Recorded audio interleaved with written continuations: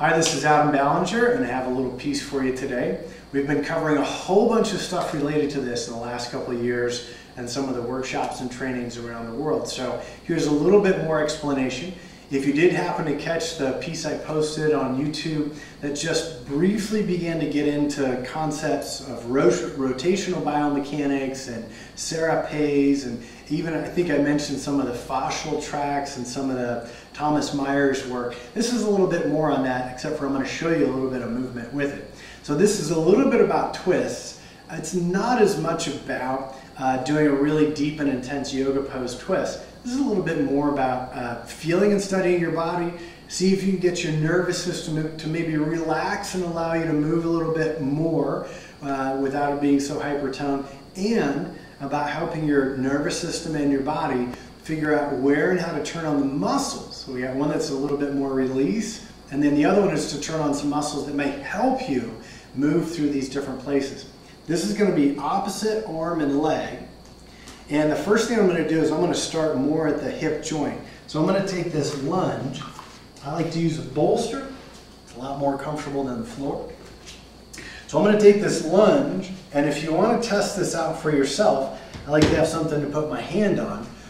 Check this out for yourself. Notice what the difference is when you take your hands, and these are going to be, my arms are the extension of my shoulders. These two quadrants of my torso that relate to what my spine's doing. So one, I'm going to take this hand, I'm going to reach down to the floor.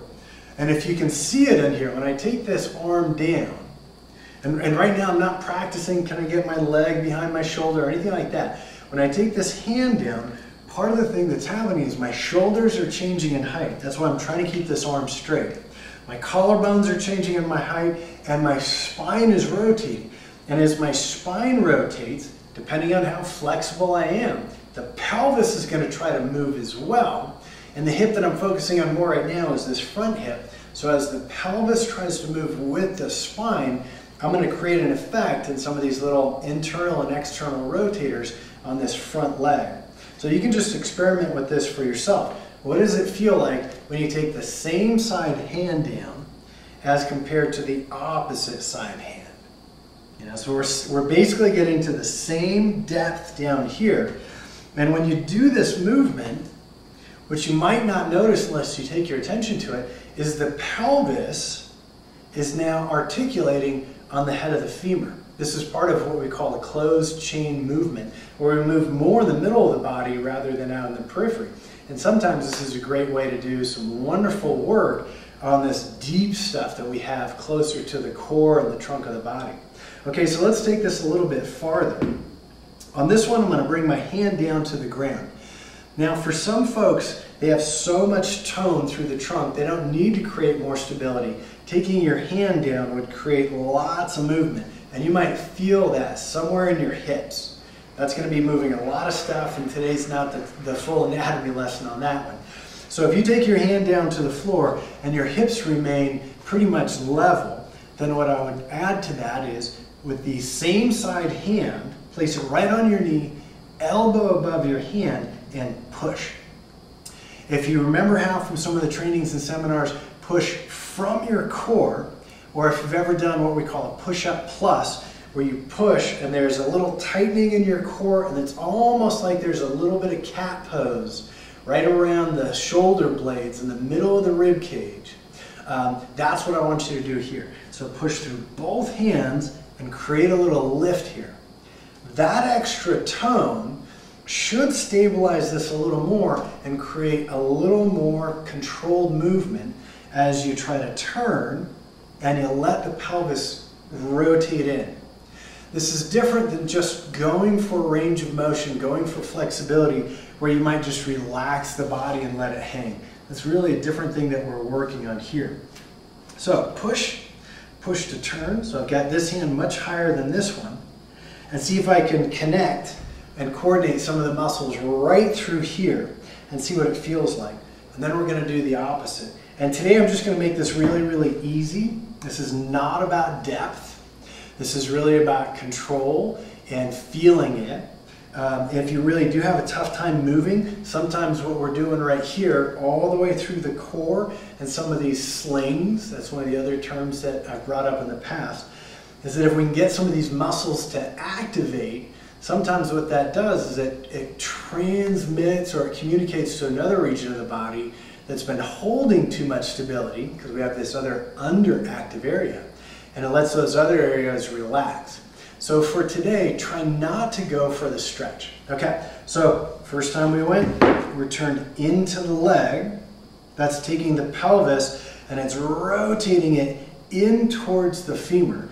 Now we're going to do the opposite. So I'm going to create a height difference in my hands, and I'm going to take the inside arm lower. And I think you can see it on the camera. The difference in the height of my shoulders at least tells me that my collarbones and this part of my spine is rotating.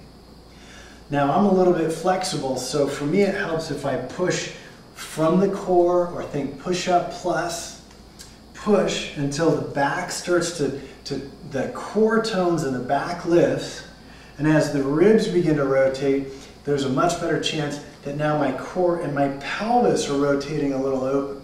And this is really specific, trying to connect these upper two quadrants to the lower two quadrants down here. So from here, I'm pushing, and as I create that, I want to make my pelvis rotate, and it's going rotation away from the inner thigh. And some of you might even feel that as some fatigue, possibly, and even some stretch right in some of those smaller adductor muscles, and even some other muscles, these obturator muscles and things like that, that are really hard to pinpoint. Okay, let's try the other leg really quickly. It's a good thing to try both sides. One of the things that you might feel is one side's really working different than the other side. And for now, just noticing that is really helpful. You don't have to try to fix anything. But it does give you an idea of what you've been sculpting of your body by the way you move and the way you hold your stress and your emotions and stuff like that. So we're going to go same side down first. So I'm going to go whichever leg is forward. For me, this is my left leg, so I'm going to take that left arm lower, and I want this to turn. If you have a student, or if this is you, and you just have a different amount of flexibility, you could be way up here. In my active aging classes, we do some very similar stuff, and sometimes we don't even get the hands below the knee. So it's not about how low you're getting. You have to kind of read your body and find out what works. So I've got the inside hand lower, and I'm going to push. I'm going to push from my core until I feel like the belly is turning away from the inner thigh, and the pelvis, you could even kind of feel where your pubis goes. You want the pubis to move away from the inner thigh. If you notice your knee keeps falling in, you're welcome to use your arm as a brace, unless you've gone through some other trainings and you can remember how to add some different activation so that you actually use the hip and trunk to stabilize the leg. So I have my rotation away, and I'm going to flip that into the opposite direction. I'm going to rotate in. If I got that backwards compared to the other side, don't worry about it. Let's use the thigh. So I'm going to push and turn. Now if you've done a lot of yoga stuff, this looks like we're working on twists so that we could do stuff like that. And it really could help that. If you're trying to work on yoga twists for yoga poses, this might be something where you figure out, wow, one of the reasons why I don't turn very well from side to side is because I'm locked up deep in the hips. Maybe it's the internal or the external rotators of one of your hip joints. Different than that for something like functional movement, or those of you who are using yoga for therapeutics, is that you might be able to recognize, whoa, I have this one hip that either doesn't rotate internally or externally very well, especially when I compare it to the other side. And what I want you to just take as a side note from this quick session, this short session, is that the rotation I've done in here is related to the rotation that I've been doing in my shoulders. So if I find that hip thing, there's a good chance that that hip that's way too mobile or flexible, or not flexible or mobile enough, it's way too stable, it's very likely related to something going on in that opposite shoulder. That's bigger stuff for another day. But this really basic exercise, instead of focusing on how far you get your shoulders or how much you can get your arm to the other side, take your attention down to the hips and just work a little on that internal and external rotation that you do at the hip joint. All right, this is Adam Ballinger, just a little bit of stuff about some rotational biomechanics. There's a little bit of your slings or serapes work going through the core and the trunk there as well. Hope that helps you, and I hope to see you soon.